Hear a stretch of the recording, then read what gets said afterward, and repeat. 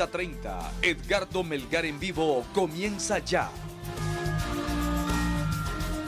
Saludos amigos de 30:30, qué bueno que están con nosotros. Gracias por su amable y gentil sintonía. ¿Está preocupado usted por el precio de los productos de la canasta básica? Por supuesto de sí, ¿quién no? ¿Quién no está preocupado por los precios de la canasta básica? Que van para arriba constantemente, día tras día, semana tras semana, va en aumento. El precio de los combustibles, pues ni se diga. Para eso están nuestros tres invitados esta noche aquí en 30:30 para abordar ese tema de candente, tremenda actualidad, de preocupante actualidad. Usted, ama de casa, va al supermercado y se encuentra, o va al mercado, va a la pulpería, que cada día lo que compra cuesta más, está más caro, en efecto. Y a partir de mañana el precio de los combustibles, diésel, regular, el súper, también van para arriba. Nuestros tres invitados esta noche, la licenciada María Eugenia Covelo, ella es la directora ejecutiva de Copetrol, es el Consejo Hondureño de la Industria Petrolera. Gracias por estar aquí, licenciada, bienvenida.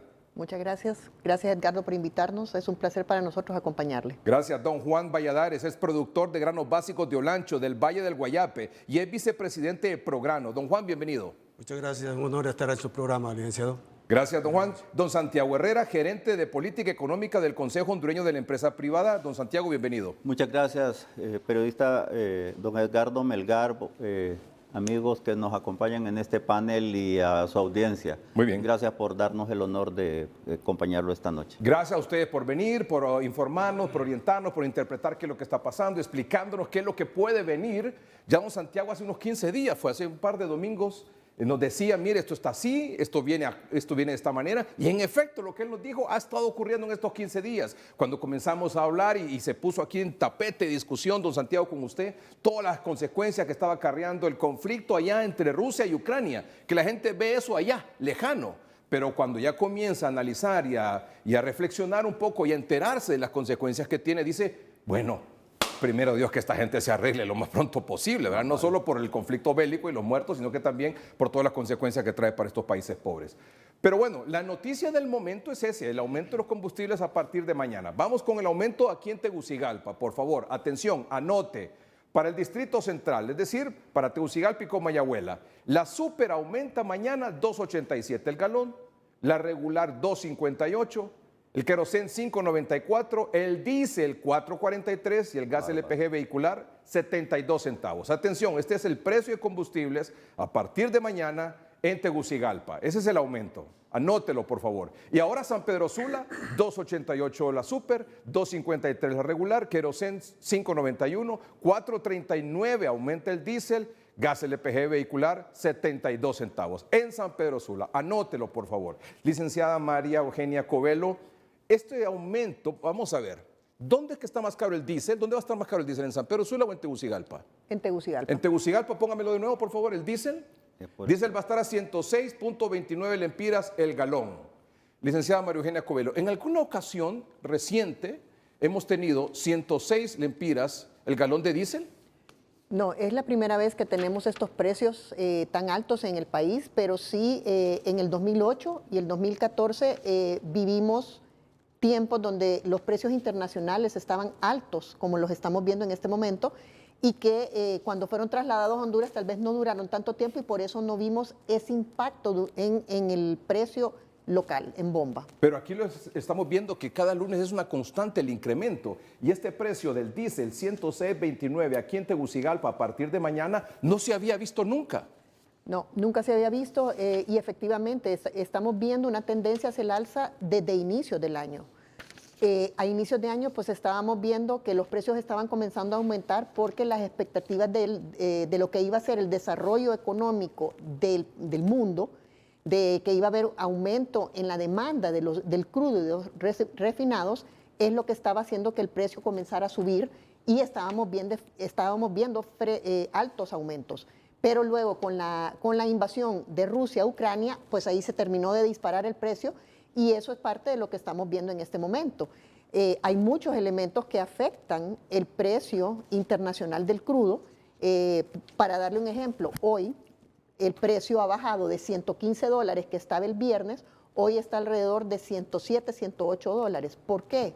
Porque ya se anunció que a partir de hoy Shanghái va a estar cerrado por 9 días por el rebrote de COVID que están teniendo tan fuerte. Hasta el COVID tiene que ver con el combustible. Todo lo que afecte la demanda y el suministro del crudo y de los refinados nos va a afectar los precios. Y dígame una cosa, nosotros como país meramente importador de combustibles, ¿podemos hacer algo con eso? Mire, ¿Con el tema precio?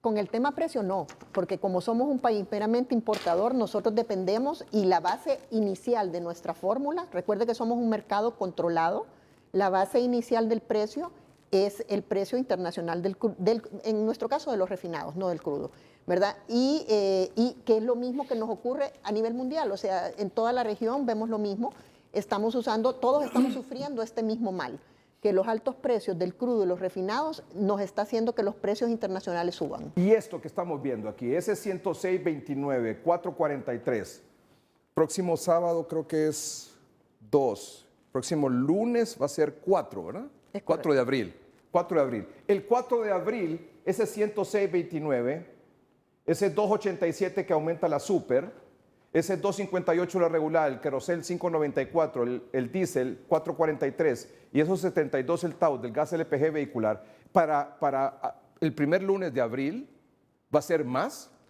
Pues lo que estamos ¿La viendo, proyección es que sea un aumento constante?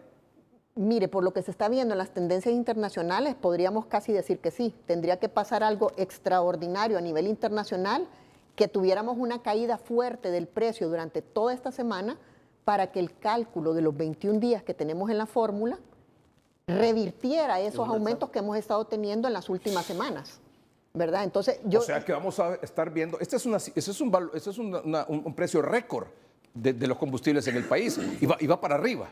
y va para arriba, y eso es, al menos que como le menciono, que haya tal vez que Ucrania y Rusia lleguen a ponerse de acuerdo y eso quite un poco de presión en los precios internacionales, pero tendría que ser algo muy extraordinario, que fuera un cambio dramático en esta semana completa para que no tuviéramos ese impacto. Qué tremendo. Don Santiago nos va a hacer una exposición más adelante sobre la situación en general, don Juan también sobre el tema del agro, pero sobre esto que nos ha dicho la licenciada María Eugenia Covelo, ¿qué reacción tiene? Ricardo, ya pronto veremos un par de gráficas, pero este es el momento. Hay que decir lo siguiente. Rusia produce 7 millones de barriles de petróleo diario y afecta el precio Brent, que no es el precio que nosotros pagamos, porque nosotros pagamos sobre el WTI, el WTI. Pero afecta en general a nivel mundial.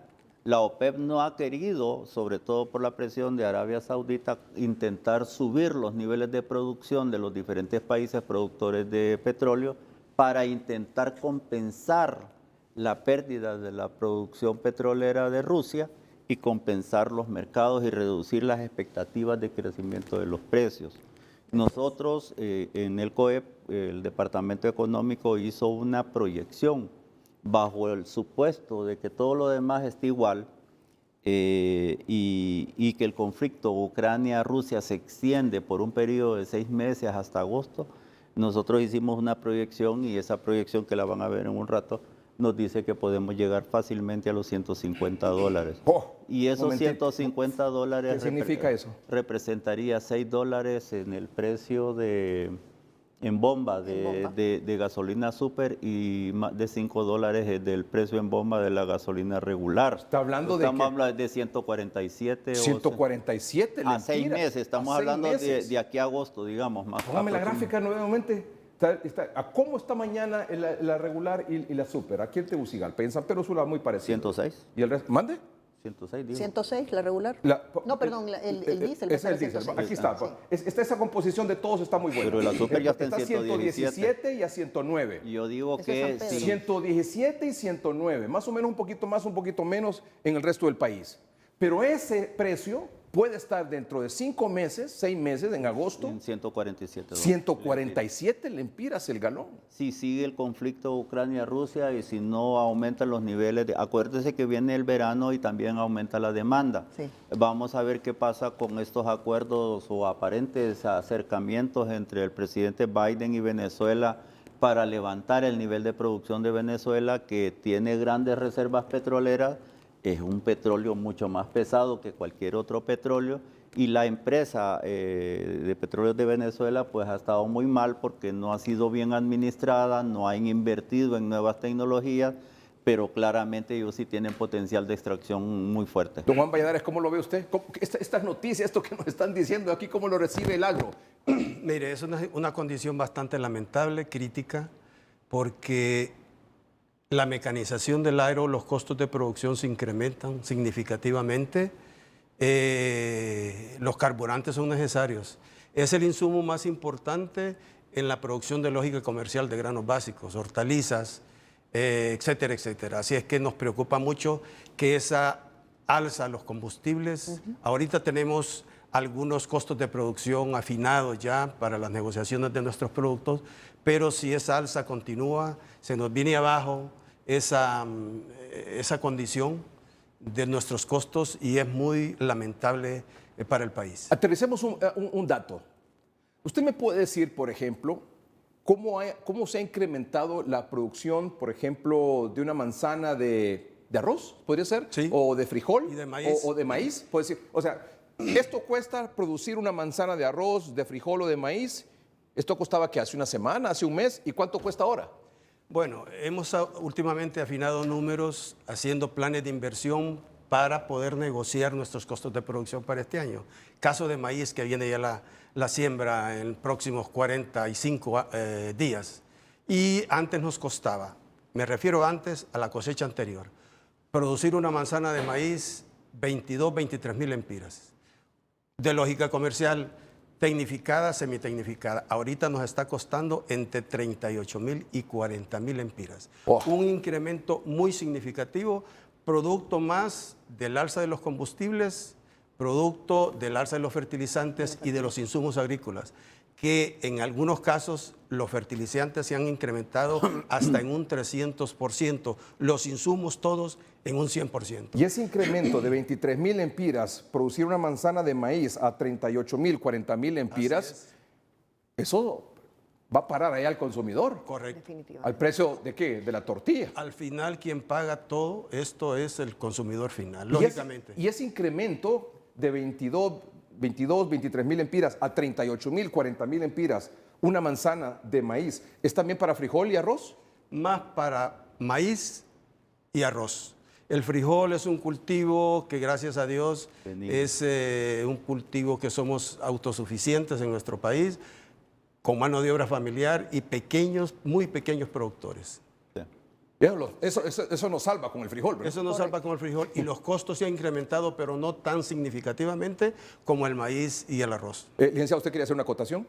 Bueno, yo quería comentar sobre lo que estaba mencionando antes Santiago. En Estados Unidos, por ejemplo, ya se empieza a sentir la presión del precio que se está viendo en las bombas allá, igual que en las bombas nuestras, y el consumidor ha comenzado a consumir menos. O sea, ya desde febrero en Estados Unidos se está reflejando una rebaja en el consumo de la gasolina, ¿verdad? Que, como bien mencionaba Santiago, en esta época no es el producto, por ser época de invierno todavía, no es el producto principal de consumo, sino que es el diésel. Por eso también estamos viendo aumentos más fuertes en el diésel que lo que se está viendo en las gasolinas. Pero a medida vamos entrando al verano, eso se revierte y empieza a haber un mayor consumo de gasolinas y probablemente en ese momento de mantenerse la guerra y las circunstancias iguales, estaremos viendo un mayor aumento en las gasolinas. Yo miraba el otro día en noticieros internacionales unas enormes filas en una estación gasolinera. Porque Decía, era más barato. porque estaba más barata, estaba $1, $2, $3 más barato. Pero aquí no hay competencia en la bomba. Pero aquí no hay competencia en la bomba. No. Yo miré unas filas enormes. Yo decía, ¿qué está pasando? ¿Se está quedando sin combustible en Estados Unidos o en esa ciudad? Andan buscando Y después vi la gasolina. noticia y era que en esa estación gasolinera el galón estaba más barato. Pero unas filas interminables, ¿verdad? Ya Aprovechando. una cadena ¿Don Santiago? de gasolineras recientemente está ofreciendo una oferta que si uno llega a comprar en la mañana le venden a Las compañías están poniendo sus políticas Hay que de promover eso, fidelización, licenciada, hay que promoverlo. a sus clientes y están poniendo ofertas para beneficio de cada uno de sus consumidores y están ofreciendo descuentos quisiera a ciertas horas y en ciertas gasolineras, no generalizados. Sí, no generalizado. No es una política de todo el mundo. Un momentito, antes don Santiago quería decir algo. Don Ricardo, mira, uno quisiera decir que el conflicto allá está tan lejos que no nos afecta. Hace un momento platicábamos con Juan allá afuera, con Ismael también, ¿verdad? Sí. Y les comentaba lo siguiente, y resulta que el 85% del contenido de la urea es gas natural.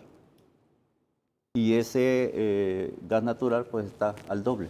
Está al doble. Entonces, bajo el supuesto, y los mayores productores de Es urea Rusia. son Rusia, y entonces si están en conflicto, la primera pregunta, ¿estarán trabajando las plantas? Primera pregunta. Segundo, supóngase que sí, y que yo logro poner un contrato, una compra de un contenedor o 2 o 3 contenedores de urea, ¿consigo barco en la zona de conflicto? No. Que 15 de cada 100 marinos son ucranianos o rusos, y no consigo porque el pasaporte está bloqueado. Que no logro abrir una carta de crédito con un banco ruso porque están bloqueados los sistemas internacionales de pago. Eso, las sanciones. Entonces nosotros en este momento sí tenemos suficiente fertilizante para el ciclo de primera. El inventario nacional lo tenemos para atender la primera, pero para allá, para el ciclo de Postrera. de postrera probablemente no lo vamos a tener, y eso nos va a llevar a que tenemos que hacer dos cosas. Uno, racionalizar el uso del fertilizante en los suelos, revisar las fórmulas, hacer los análisis de suelo, porque sabemos que ya los suelos, por más fósforo que le pongamos, ya no aguantan.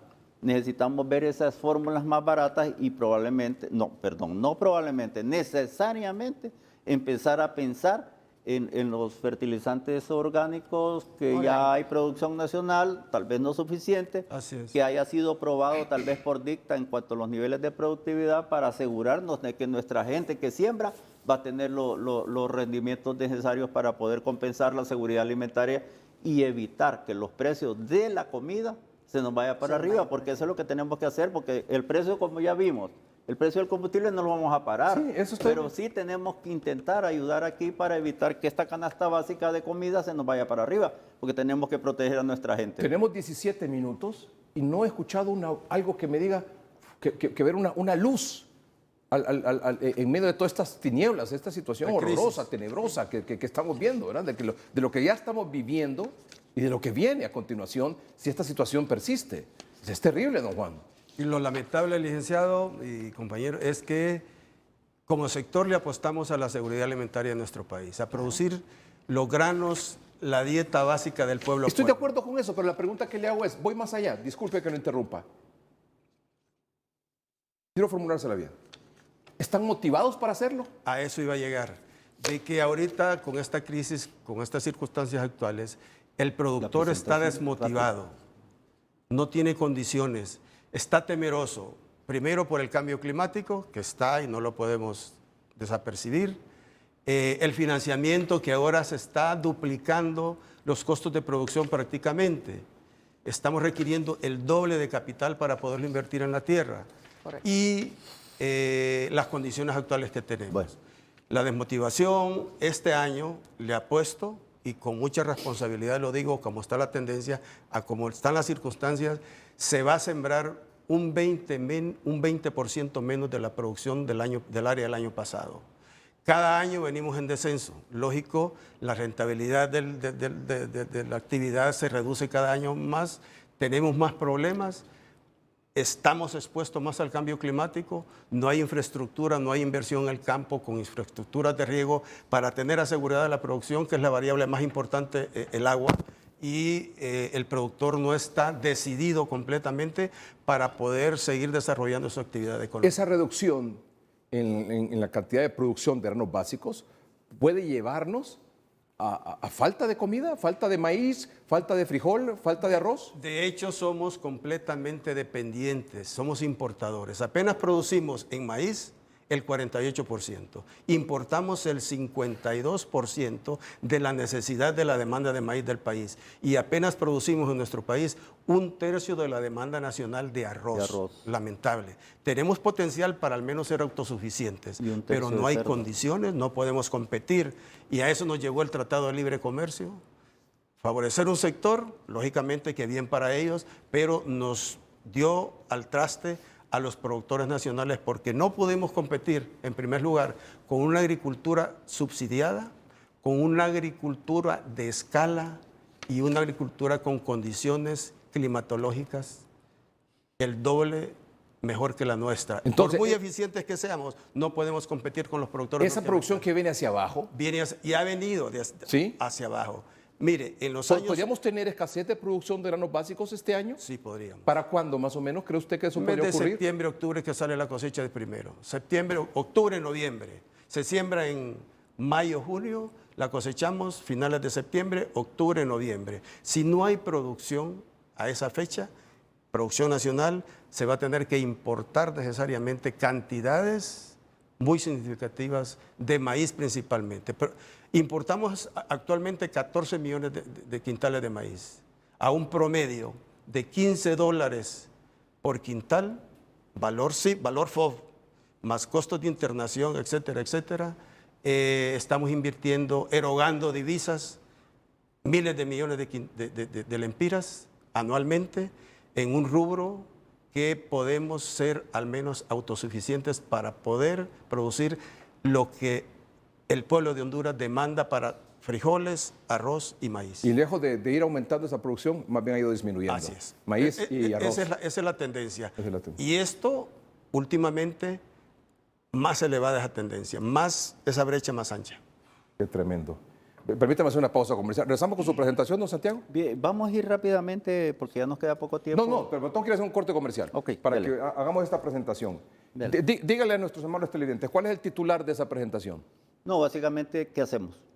Porque no podemos seguir llorando sobre lo que no podemos controlar. El precio del combustible va a ir para arriba, sí o no, y los efectos sobre el país están. O hacemos algo o nos dañamos. Nos complicamos más Nos de lo que ya complicamos estamos. más de lo que ya Más de estamos. lo que ya estamos. Uf, qué Bien tremendo. delicado. Qué tremendo, delicadísimo. Nuestros invitados, la licenciada María Eugenia Covelo, ella es la directora ejecutiva de Ecopetrol, que es el Consejo Hondureño de la Industria Petrolera.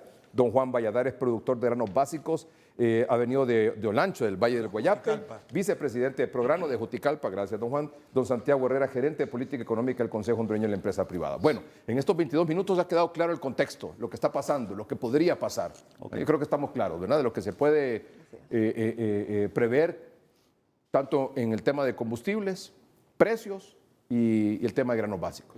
Ahora, ¿qué sigue? Es la gran pregunta. ¿Qué podemos ¿Qué hacer hacemos? a nivel de gobierno y a nivel de población? Ya volvemos.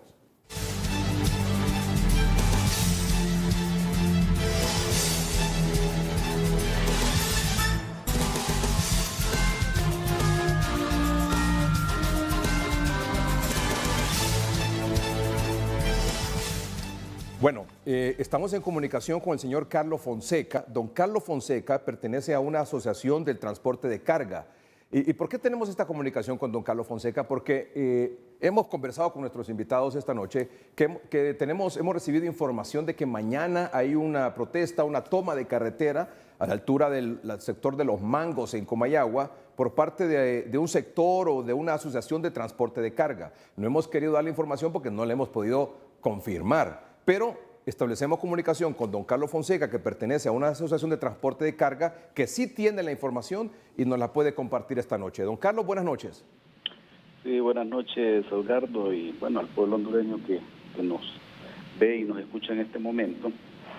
Mire, nosotros particularmente yo me di cuenta hasta hoy en la tarde porque sé que es una estrategia de parte de los compañeros, ¿verdad?, el decirlo hasta hoy porque en el otro momento se han anunciado las acciones y pues en alguna medida se han tratado de sabotear, ¿va? Entonces se ha ido aprendiendo en el proceso y el asunto es que ya muchos compañeros ya no aguantan, ¿va? Ya el día de mañana hay un nuevo aumento de los precios del combustible, que esto solamente es uno de los factores que nos afecta parcialmente, ¿va? Pero ya llega a 106 lempiras y hasta este momento pues no ha habido respuesta ni de parte de los empresarios ni de parte del mismo gobierno, ¿verdad?, para buscar soluciones, pues.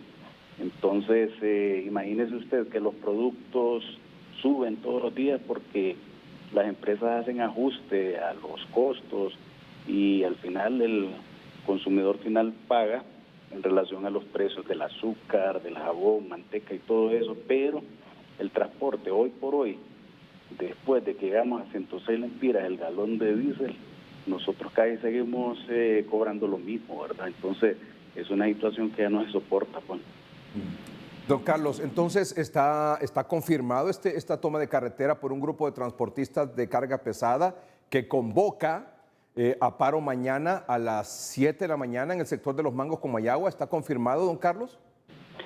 Mire, se puede decir que la acción se va a dar, ¿verdad? Y si esta cuestión prácticamente va a tener que absorber a todas las demás organizaciones, vamos a tener que en algún momento sumarnos y apoyar a los compañeros, porque obviamente es una situación que nos afecta a todos, ¿no? Nosotros no queríamos llegar a estos extremos, hemos estado en reuniones con la gente del Instituto de Transporte, pero la verdad que ese es un proceso demasiado lento. La administración pasada estuvimos 6 años en reuniones y nunca buscaron la solución, ¿verdad? Entonces, como le digo, no solamente nos afecta el aumento en los precios del combustible, también está lo que todo afecta, ¿verdad?, en relación a la canasta de insumos que nosotros necesitamos, y sí nos estamos viendo bastante afectados. Don Carlos, agradezco mucho que haya aceptado esta comunicación del programa 3030 a esta hora de la noche y que nos haya confirmado esta información y que nos dé también las razones por las cuales se está tomando esta decisión. Muchas gracias, don Carlos, muy amable. A usted. Gracias. Don Carlos Fonseca es miembro de una asociación de transporte de carga que dice que eventualmente también se van a sumar a esta convocatoria que ha hecho otro sector, otras asociaciones del transporte de carga para protestar por el incremento en los precios de los combustibles. Esto va a ocurrir mañana, decía él, a partir de las 7 de la mañana. He escuchado que la convocatoria es a partir de las 5 de la mañana, así que atentos con eso.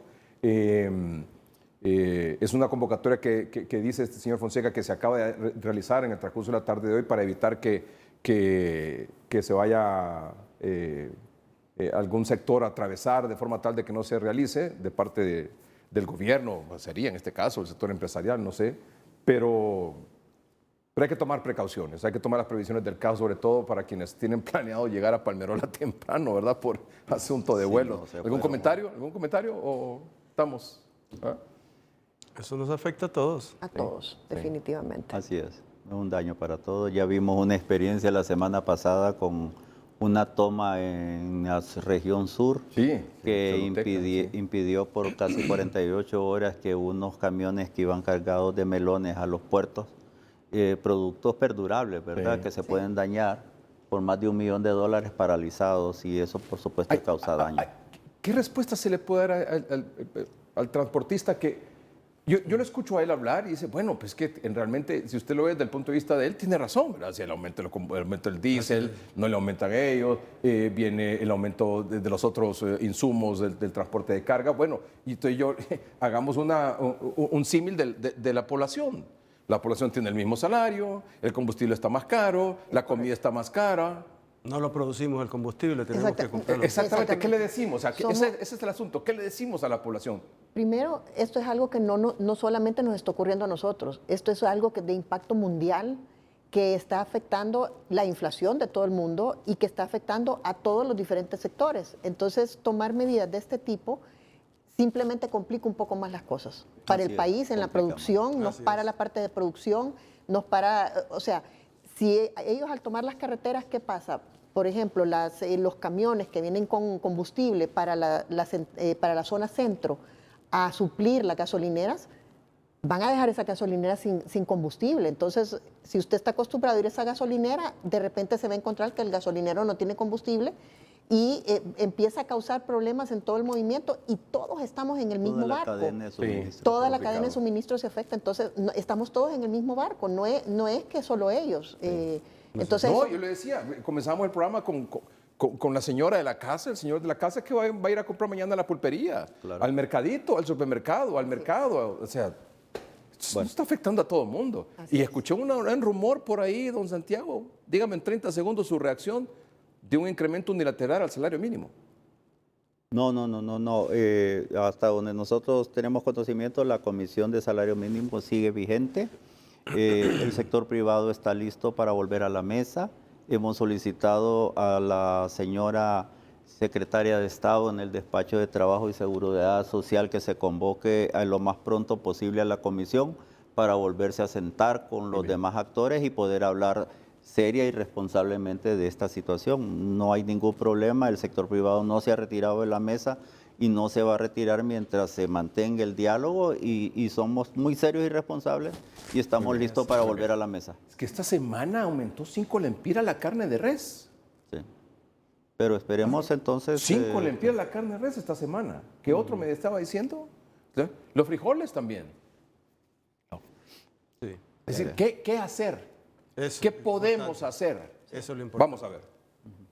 La presentación. Vamos con la primera gráfica, por favor. Aquí, y partimos aquí para... Muy bien. Sí, esta gráfica nos muestra algo que es un resumen de todo lo hablado. ¿Y por qué esa gráfica nos muestra eso? Estados Unidos es nuestro principal socio comercial. 1/3 de nuestras importaciones vienen de los Estados Unidos. Sí. Y hemos hablado de que los combustibles están subiendo, vienen de Estados Unidos. Hemos hablado que las materias Maíz, primas vienen de los arroz. Estados Unidos. Hemos hablado que la comida, parte de la comida, de los frijoles, el arroz, la carne de cerdo, vienen de Estados Allá. Unidos. Sabemos que las medicinas vienen de los Estados Unidos. Y vean esa gráfica. Mientras Honduras, por primera vez desde abril de 2021, estamos por debajo de la inflación de los Estados Unidos. Inflación de Estados Unidos 7.90 y la inflación de Honduras en 6.37 a febrero. No quiero ni ver los datos de marzo. Y esto lo que nos afecta es la estructura de costos de todos los actores. Ahorita usted me preguntaba, ¿qué hacemos? ¿Cómo le damos ¿Qué hacer? respuesta al transporte? Al corto Pero plazo. el problema es que el empresario, y no digamos el MIPYME, está enfrentando costos de materia prima, costos de combustible, costos de flete. Recuerde que también está subiendo la energía eléctrica fuertemente, ¿verdad? En 3 trimestres, 34%, el 1 de abril seguramente un nuevo ajuste, más el subsidio cruzado que ordenó el gobierno para pagar la energía de los que no pagan, de 7.9% aproximadamente es el costo adicional hasta ahora de la energía, y eso implica un fuerte impacto en las empresas de media y alta tensión. Entonces esto afecta a la estructura de costos. Pero entonces, esta gráfica nos dice... que la estructura de costos en general está afectada y no necesariamente por efectos internos.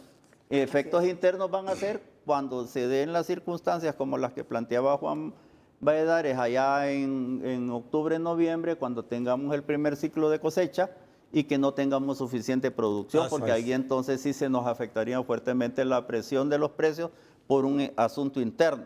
Pero por ahora los efectos son de origen externo y tal vez valga la pena aprovechar los últimos minutos, el licenciado Melgar, para ver qué hacemos. Y me gustaría que pasáramos a la siguiente lámina Aquí y dice, como... propuestas del sector privado para hacer frente a la crisis inflacionaria.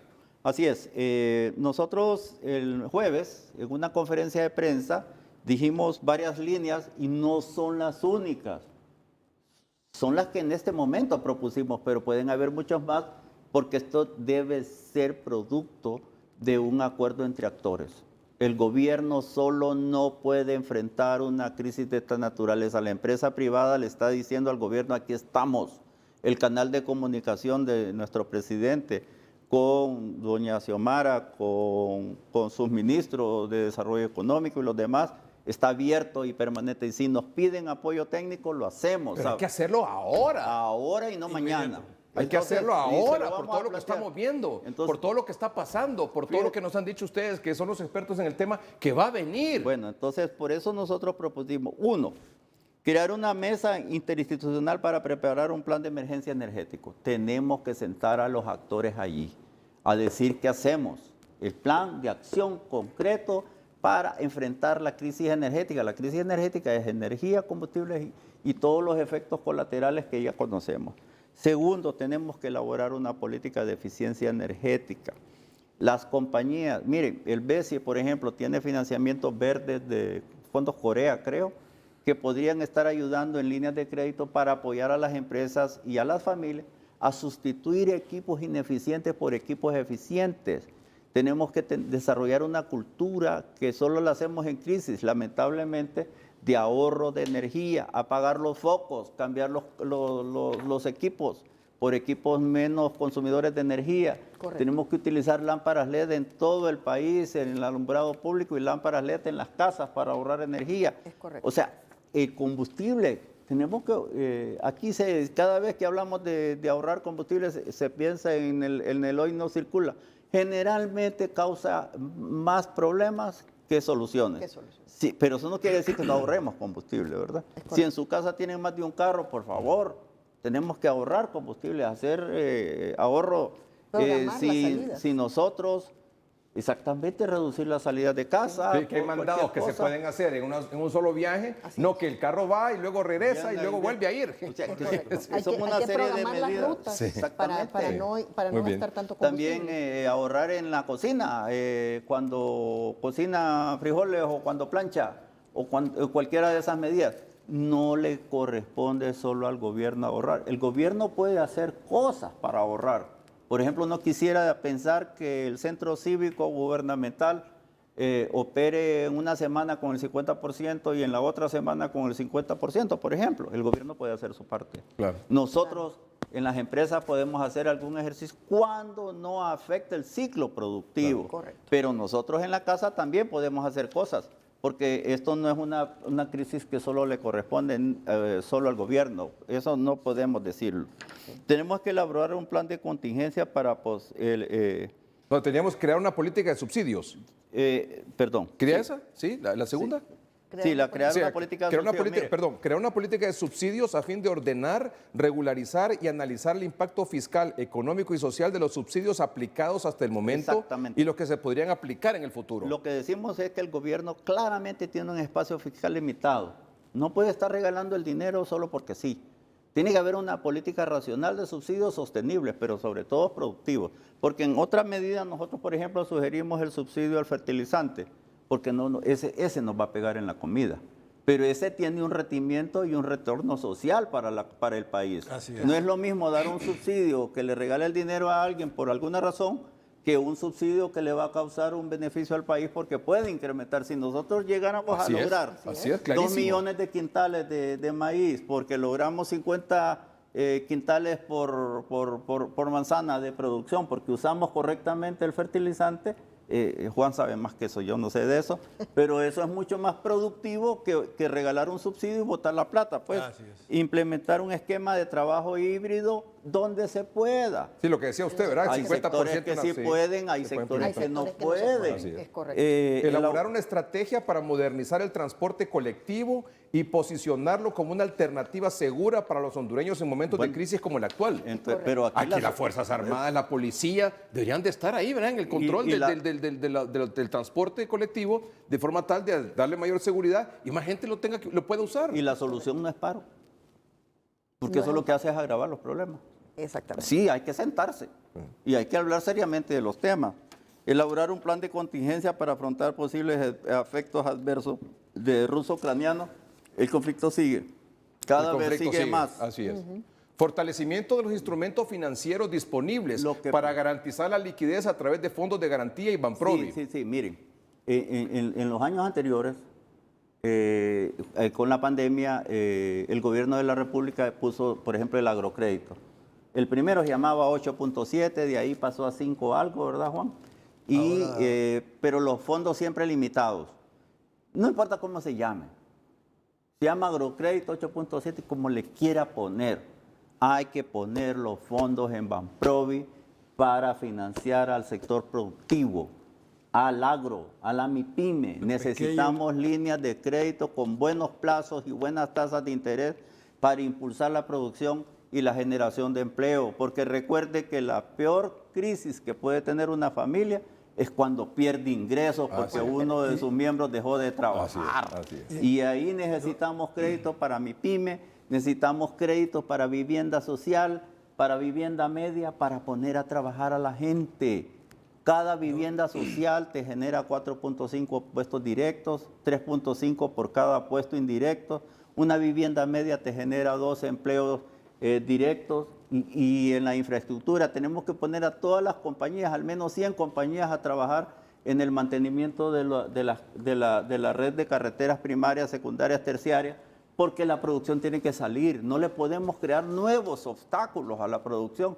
Pero si ponemos 100 Si esta gente compañías, está desmotivada, Sí, don Juan. nosotros y podemos claro. generar y de los entre fondos- 45 o 50 mil puestos de trabajo en infraestructura y en vivienda, y ¿No? no digamos en Sí, el campo. y de los ¿verdad? fondos que menciona don Santiago, que esos fondos que estén disponibles pero accesibles al Accesibles. pequeño productor, Exacto. al pequeño, mediano y gran Claro, claro. productor, porque el gobierno anterior informaba que habían tantos Sí, yo recuerdo miles de eso, sí, millones, que decía, mire, que tenemos tantos tanto miles para pequeño, mediano y gran productor. disponibles, pero no accesibles, no Ese es parte accedía del por las problema. ¿Qué condiciones. significaba eso? ¿Cuál era el problema? Porque había una limitante por la normativa que ponían para Poder- acceder a esos para fondos, poder tener el piso. a esos fondos. Claro, para la poder mayor, acceder al dinero. la mayor parte de los productores más pequeños y medianos están en la central de riesgo. Y aunque tengan condiciones y no podían superar, aunque tuviesen garantías para optar un nuevo financiamiento, ese requisito de la central de riesgo no les permitía acceder a esos fondos. Claro. Don Santiago dijo la palabra mágica. Voy a aprovechar para decir la idea que tengo. De qué hacer. Se puede hacer mucho al corto plazo. Tiene que ser al corto plazo. Esta crisis la tenemos y tenemos que superarla. Por ejemplo, que el gobierno ponga a disposición o que tenga una campaña de motivación, incentivo para el productor a una siembra masiva de granos básicos ahorita. No podemos estar dependiendo de otro país en ese sentido, porque las condiciones no lo permiten. Tenemos una herramienta importante, la cual está ahorita en letargo, y es que Banadesa todavía está inoperante. Ya nombraron un nuevo presidente ejecutivo, un vicepresidente para reactivar el banco, porque hay problemas ahí. Si bien es cierto, es un banco que en su momento o siempre en todo gobierno estuvo politizado, debe de crearse una estructura administrativa, técnica, para poderlo operar como un banco privado, con un crédito supervisado, pero que el productor tenga acceso a ese financiamiento. Es una de las maneras de poder sopesar esa desmotivación, ese desincentivo que tiene el productor, porque para producir hay que invertir mucha plata ahora. Y si no hay condiciones, se puede tener interés de parte del sector de producir, pero si no hay condiciones, no se va a hacer nada. Mire, perdón, don Santiago, usted quería agregar algo, perdón. Sí, ese es un tema crítico. El tema de Banadesa es demasiado tiempo el que se ha chineado. Tenemos que encontrar una solución. Así es. Y una solución óptima, no una solución política. Así es. Los bancos, cuando están mal, se parten en dos. Banco bueno, banco malo. Así es. El banco bueno se le cambia la gobernanza, se estructuran bien todos los esquemas, se capitaliza y se pone a trabajar. El banco malo se agarra, se mete a un fideicomiso de cobranza y que vaya a cobrar cartera mala. Eso es lo que se hace, ese es el éxito de Banrural de Guatemala, no del Banrural Honduras, de Guatemala. Así funcionó, el Banadesa de allá, así se resolvió, pero seguir chineando una institución que es insolvente, que es ilíquida, que tiene fuertes moras, es muy fuerte. Ese es un tema. El otro tema de crédito, hay un tema que a mí me angustia, el de fertilizantes, y ya lo hablamos, pero el tema de la seguridad jurídica en el campo. Hace un momento escribía una señora que produce ocras en el sur, una señora, y lo que me manda es una carta que le escribió aparentemente a la señora Presidenta de la República, donde le dice que el grupo número 9 de la NACH le invadió su plantación de ocra. Y que le han dicho que si se acerca a la plantación, los matan. No. Pero también está invadida la palma y también está invadida la caña. Están invadidas mucho esa certeza o esas implantaciones en plena producción. Así es. Ojalá invadieran tierra ociosa Inculta. para producir, pero no es cierto. Están invadiendo áreas en cultivo, áreas en cosecha. Así es. Y eso pone en precaria la certeza jurídica, el Estado de Derecho para el productor. ¿Cómo yo voy a ir a invertir o cómo me voy a ir a comprometer con un banco o con Banprovio o con Banadesa, como lo dice Juan, si yo no estoy seguro de qué va a pasar después? Y un último tema, y ahí dejo, es tiempo de que nos pongamos a revisar el tema no de control de precios, que ese es un desincentivo para la producción, Estamos hablando de precios de garantía. para Precios el producto. justos. Justiprecio. Precios de Precio justo al garantía productor. para el Justiprecio. productor. Ese es un tema clave para dar certeza. Si yo tengo seguridad de que ese precio va a ser, si yo tengo certeza de que me van a proteger si me invaden, si yo tengo ciertos fondos de garantía para reducir mi riesgo y el del banco que me presta, son cosas que crean incentivos positivos es. para el productor. Hace 15 días usted estuvo sentado en esa silla. Y teníamos a dos productores, uno de Cotepeque y uno del Paraíso, hablando sobre esta situación. Del cafetalero, Ricardo. Y sí, y no sé si ha pasado algo 15 días después de esa presentación. Bueno, nosotros sí, el señor presidente del COEP sí se reunió con unos ministros del gobierno de la República. Para como darle continuidad a este asunto. Y sí, efectivamente, ellos solicitaron apoyo técnico del COEP Muy para bien. preparar propuestas. ¿Por qué? Y fueron presentadas en tiempo y forma, según lo pidieron ellos, para ver cómo dinamizamos la producción. Todo esto que hemos estado hablando, porque mire, yo he estado viendo el tema del gobierno y el análisis, y muchas de las cosas esa apenas tiene 2 meses de estar en la silla, ¿verdad? Y han heredado un país quebrado, ¿verdad? Con miles y miles de problemas. Y el tema de la corrupción ha sido un nefasto, ¿verdad? Y es una lápida, yo no sé cuánto tiempo va a poder para removerla y poder salir adelante el país, ¿verdad? Como país. Pero este tema que hemos planteado aquí hace 15 días, hoy hacemos un programa nuevamente con este asunto, con esta problemática, requiere una concertación de inmediato, ¿no? Sí. Que los sectores se sienten Pues sí. y se comience a abordar. Correcto. Porque no solo es un problema de mañana, como ya estamos viendo, la gasolina, los precios de la comida, los transportistas que van a paro, sino de las perspectivas que vienen según lo que ustedes han planteado. Sí, Correcto.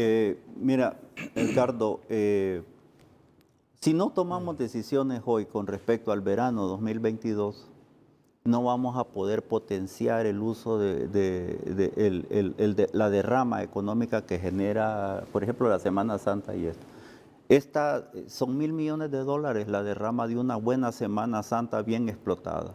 Nos genera 25.000 trabajos temporales, pero faltan 2 semanas para Semana Santa. Hay que tomar acciones inmediatas. Inmediatamente. Son parte de las propuestas. Segundo, si no hacemos nada hoy, el 15 de abril empieza a llover en la región de sur, sí. El 15 de mayo empieza a llover en la zona centro y el 15 de junio empieza a llover en el litoral. Tenemos que poner en marcha el plan de estrategia inmediata agrícola para activar el primer ciclo de siembra. No es mañana, es hoy. Igualmente necesitamos reactivar la infraestructura. Están por cerrar Inves, pero por mientras cierren Inves, ¿quién hace qué? Si tenemos que poner las empresas a trabajar en las carreteras, si tenemos que empezar muchos proyectos quedaron adjudicados, pero nadie da orden de inicio porque no hay plata, porque la institución está cerrada y próxima a liquidar.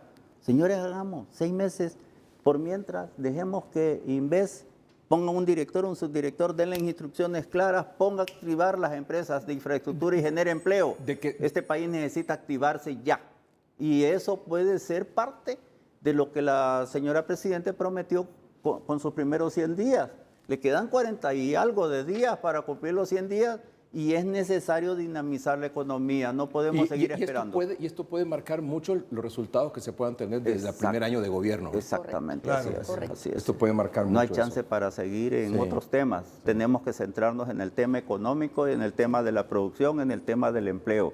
Si no, vamos a tener una crisis social mucho más acentuada de la que ya tenemos y creo que nadie necesita eso porque es caldo de cultivo para una inestabilidad en el país y un riesgo de polarizar más la situación. No podemos darnos ese lujo.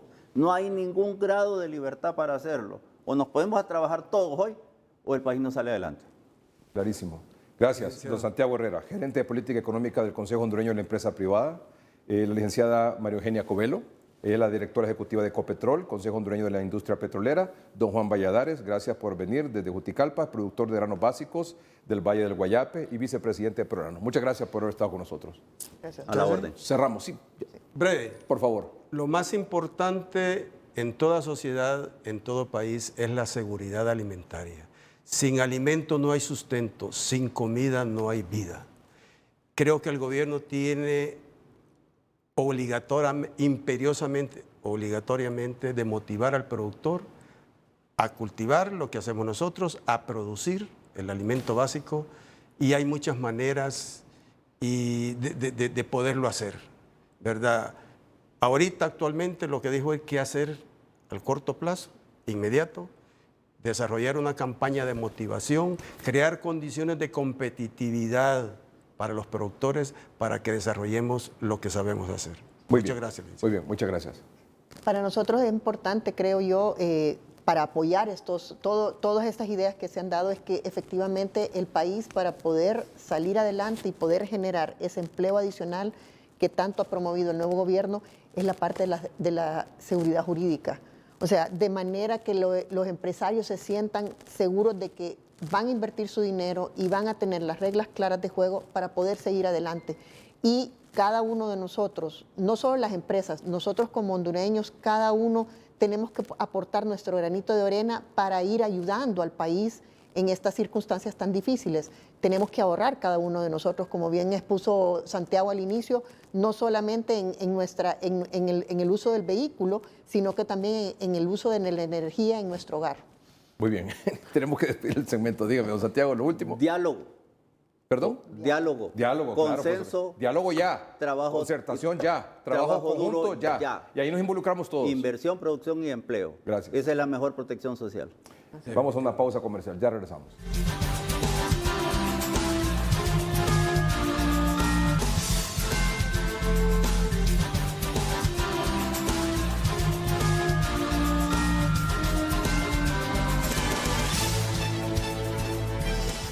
Tremendo este primer segmento del programa, ¿eh? Tremendo, tremendo. ¿Dónde estamos? ¿Aquí en la 2? ¿En la 1? ¿Dónde?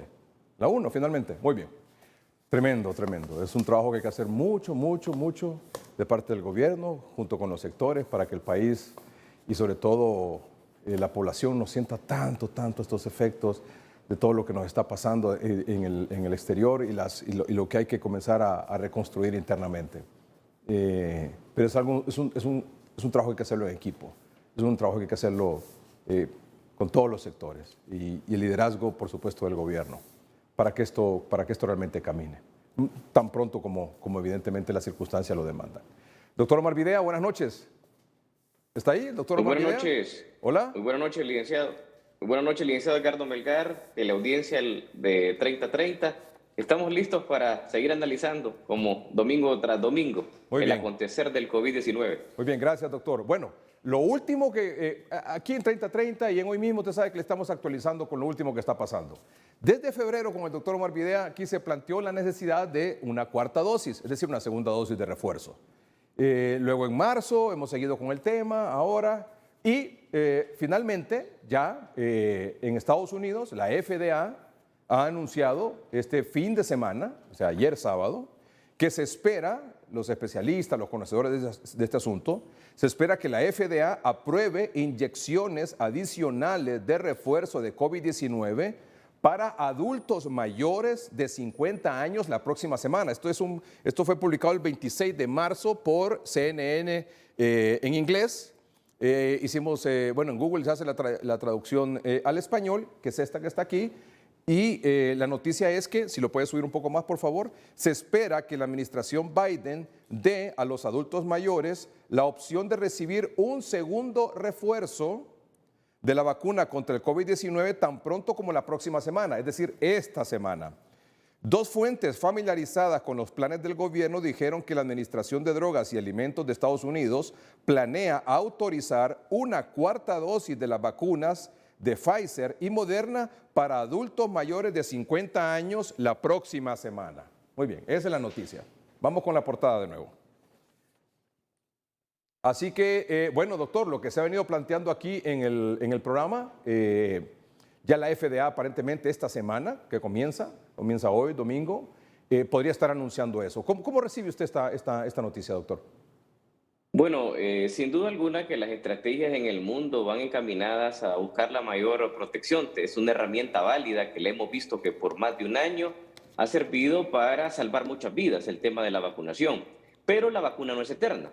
Y los estudios comenzaron a arrojar en el mundo, ya a finales del mes de diciembre del año pasado, que requeríamos una siguiente dosis de vacuna porque la vacuna anti-COVID-19 comienza a debilitarse aproximadamente entre los 3 y 4 meses de haber recibido su última, ya sea esta la segunda, ahora los estudios mayores han sido con la tercera, entonces creo que eso es andar con un pie adelantado porque Estados Unidos lo sabe, ya se anuncian, ha habido 5 olas en Europa y ya comenzó la sexta, entonces todas han llegado a Estados Unidos y yo creo que por primera vez Estados Unidos sí se está adelantando con esta decisión. ¿Y sabe por qué? Además, porque la tasa de vacunación en Estados Unidos con 3 dosis, es decir, el esquema completo, versus la tasa de vacunación en Europa, es menor en Estados Unidos. Entonces, el impacto que pueda tener la llegada de la subvariante BA.2 a Estados Unidos va a ser mayor en contagios, en hospitalizados y en fallecidos. Eso es lo que está ocurriendo en Europa, donde muchos países como España tienen más alto el porcentaje de vacunación con esquema completo, más alto que en Estados Unidos. Entonces ellos están temerosos de lo que va a venir porque están viendo lo que está pasando en Europa y dicen, mejor adelantémonos porque los adultos mayores tenemos que protegerlos. Correctamente, esa es la estrategia clara. Todo el mundo ha visto cómo los países que han mostrado la ola por COVID-19 y ante esta variante, subvariante BA.2, como lo que ocurrió en Hong Kong, que bien se ha seguido desde el noticiero y del programa 3030, en Hong Kong, en Corea del Sur, en Austria, lo que se vive ahora. Entonces, lógicamente, todo ha sido producto de un aparecimiento de una nueva subvariante, BA.2. Segundo, el otro, tasas de vacunación bajas, principalmente con dosis de refuerzo. Y el tercero, las medidas de bioseguridad. Eso es un triángulo que tiene iguales dimensiones. Bueno, y que si de un lado comienza a flaquear, comienzan a haber efectos. Aquí les tengo una gráfica que dice ¿por qué una cuarta dosis? Que hemos tratado de resumir lo que los científicos, los médicos, los especialistas en el mundo han dicho que por qué es necesaria la cuarta dosis. Bueno, aquí está, por favor, en pantalla. ¿Por qué una cuarta dosis? Porque la subvariante BA.2 es 30% más transmisible. Porque Europa reporta aumento de contagios, hospitalizados y fallecidos. Porque muchos países han relajado las medidas de bioseguridad y porque afecta a los adultos mayores y también aparentemente es mucho más grave que otras variantes en el caso de los niños. Doctor Videa. Totalmente, ahí se resume por qué es importante una cuarta dosis. Porque hemos visto que hay una población vulnerable y principalmente está asociado con el tipo de inmunidad y la inmunidad artificial la va debilitando los adultos mayores y no la tienen los menores de 5 años, pero tienen un mayor nicho, el virus para reproducirse y ser potencialmente mortal. Y es por eso que la subvariante BA.2 lo que ha demostrado es que es altamente transmisible, superior a Omicron, y que los datos preliminares comienzan a arrojar, en base a los países que se han visto afectados, una agresividad mayor. Pudiéramos estar ante una variante mucho más transmisible que todas las demás y con similitud a lo que puede ser la agresividad que tuvo de gravedad la variante Delta. Y le agrego aquí una quinta razón más, que no está aquí incluida, que es la protección con la tercera dosis disminuye a partir del 4.º mes. Cuando usted ya tiene 3 dosis, pasa el primero, segundo, tercero. A partir del 4.º mes, esa protección, producto de las vacunas, de las 3 vacunas, comienza a disminuir. Y si usted es una persona adulta mayor o arriba de 50 años con comorbilidades, vuelve a estar en riesgo. Correcto, eso es lo que ocurre. Se pone en una condición favorable para el virus. Aunque usted siga medidas de bioseguridad, lógicamente la inmunidad se debilita y con variantes tan transmisibles como esta subvariante BA.2, entonces es presa fácil y es los nichos para seguir reproduciendo el virus. Doctor, ¿cuáles son los beneficios? Ya vimos el por qué, hemos recogido esa información, la hemos resumido de distintas fuentes, de distintos estudios y lo mismo con los beneficios de esta cuarta dosis. ¿Qué nos dicen? Primero, que los estudios indican una buena respuesta de anticuerpos y seguridad para el paciente que recibe la cuarta dosis. Protección 4 veces mayor frente a enfermedad grave para mayores de 60 años.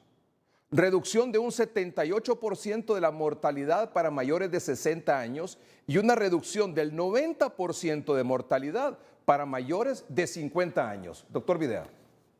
Sin duda alguna, el incremento del número de vacunas en un periodo que está contemplado entre 3 y 4 meses ha demostrado, sin duda, que reduce por sobre todo la mortalidad. Y eso es lo que buscamos en una población vulnerable. Entonces, imagínese usted qué protección tendría para personas menores de 50. Sería mayor, porque a pesar de las condiciones de la inmunidad debilitada por edad, ya la vacuna ofrece prácticamente ponerse, aunque es la misma dosis y la misma vacuna. No es que ha cambiado. Todas son iguales. En el caso de Pfizer, Moderna, 1, 2, 3 y 4 son iguales, pero el hecho de estarse ratificando, fortificando los anticuerpos, sin duda que crea un potencial mayor de defensa y que siguen contando, potencian las vacunas anteriores. Muy bien. Doctor, yo he escuchado algunas voces que indican que, bueno, cuando aquí se planteó el tema de la cuarta dosis, dos argumentos para no. El primero es que había que esperar que la Organización Mundial de la Salud lo aprobara. Yo creo que si la FDA lo aprueba esta semana o en los próximos días, ese argumento ya no es válido, entendería yo. O siempre es válido esperar a que la OMS le dé el visto bueno si la FDA lo da antes. Sin duda alguna, la FDA y la EMA en Europa han sido los que han puesto los lineamientos principales en el mundo y que muchos países han adoptado, pues porque viene posteriormente de altos estudios. Estas decisiones no son antojadizas, no son emocionales, no son emotivas, viene por muchos estudios. Entonces, yo pensaría de que en Honduras, por ejemplo, para ponerle el ejemplo de lo que ocurrió en octubre, el 25, cuando se inició la tercera dosis, habían pasado alrededor de 2 semanas de la aprobación de FDA en los Estados Unidos y se logró la aprobación aquí en Honduras. Entonces, yo no dudaría que, y con buen respaldo, se tendría el hecho de aprobar la segunda dosis o la cuarta dosis en su defecto de vacuna anti-COVID-19, la dosis de refuerzo. O sea, yo no vería ningún problema con esta base que se tendría de prácticamente el organismo que pues, ha dictado las pautas a nivel mundial. Muy bien. En cuanto al respaldo internacional, ¿verdad?, de estas organizaciones como la FDA, el CDC y la OMS. Y el otro argumento, y yo entiendo que es válido también, con el vacunómetro, lo vamos a actualizar, con una dosis el 85% de la población objetivo.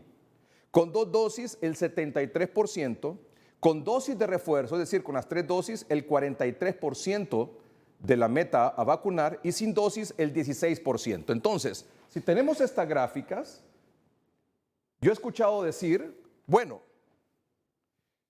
este 43% está bien con 3 dosis. Pero antes de pensar en una cuarta dosis para este 43%, tenemos que seguir insistiendo en la primera dosis, que hay mucha gente que no se la ha aplicado, como el 16% de la población meta, y necesitamos gente que se ponga la segunda dosis y gente que se aplique la tercera dosis. Y es absolutamente válido. Aquí en el noticiero hoy mismo y en 3030 hemos insistido, usted tiene que vacunarse con las 3 dosis, pero hay un 43% de la población que responsablemente tiene 3 dosis. Y esta población del 43% con 3 dosis, muchos o la gran mayoría es adulta mayor. Y este 43% de esa población que ya responsablemente se aplicó las 3 dosis, ya pasó 3 o 4 meses o más y los anticuerpos han disminuido, la protección ha disminuido. Entonces, si así como tenemos disponible la primera dosis, la segunda dosis y la tercera dosis, pongamos a disposición también la cuarta dosis para que esta gente de la tercera edad, que ya tiene sus 3 dosis y tiene 4 meses después de las 3 dosis, se sienta incluida en la protección que da la autoridad contra el COVID-19. ¿O me equivoco, doctor Videa? Muy correcto, la apreciación. Sería excluyente de una población que es de 1.8 millones de personas. Representa el 43% de los aptos, o sea, son todas las personas mayores en este caso, de 12 años, que ya está autorizada para ellos la tercera dosis. Esos son 4.2 millones en Honduras, de los cuales 1.8 ya se aplicó la dosis. Y es 1.8, como usted bien lo dice, en su mayoría son personas mayores de 60 años. Y que por ende no podemos ser excluyentes. Hay que formar estrategias en los diferentes elementos que tenemos pendientes. Hay que buscar esos 966,000 personas que no se han puesto dosis de vacuna, ni una tan sola. Pero una estrategia para cada grupo, pero no puede excluir usted o limitar a la población que, como usted lo ha dicho, con buen juicio, con buen tino, ha tomado la decisión de estar completamente vacunado y que eso les ha valido a este 1.8% estar vivos, porque eso no lo podemos dejar. Sí. 1.8 millones. Así es. Así es, muy bien. Ya regresamos.